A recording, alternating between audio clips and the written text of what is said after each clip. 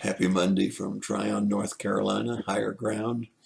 The rain has finally stopped and the sun is out, and it's a beautiful day in the lower 70s, and we're just enjoying the weather.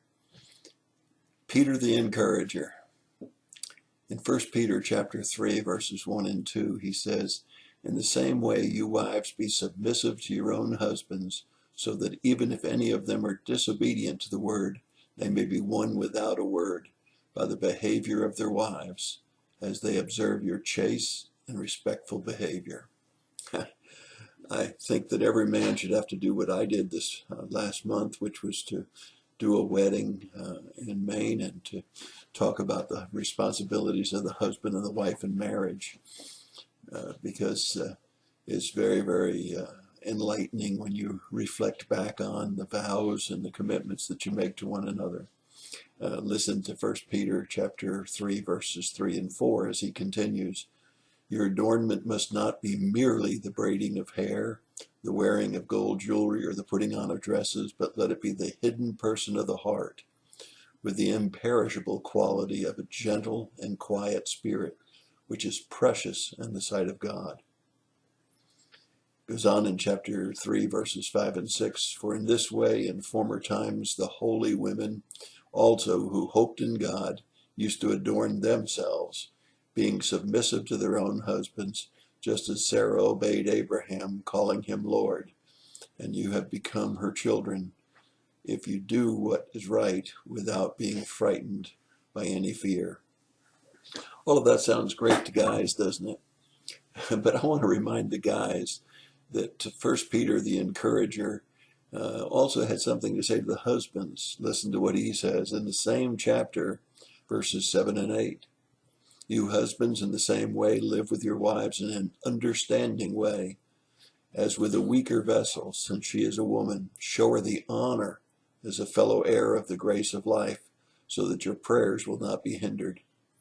To sum it all up, be harmonious, sympathetic, brotherly, kind-hearted, and humble in spirit." And then I would add to the husbands, go back to the book of Ephesians, chapter 5, verse 25.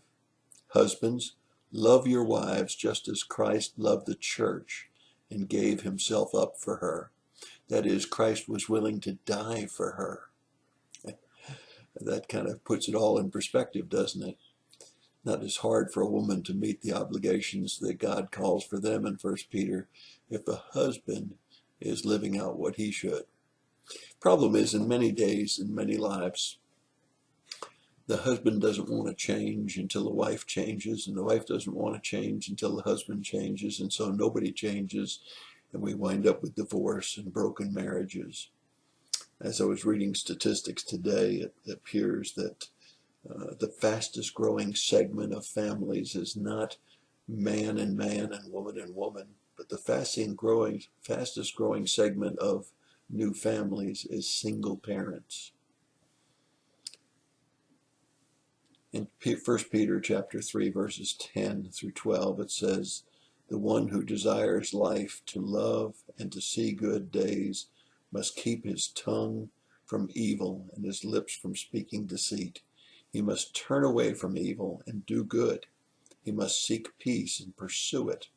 For the eyes of the Lord are on the righteous, and his ears attend to their prayers. But the face of the Lord is against those who do evil."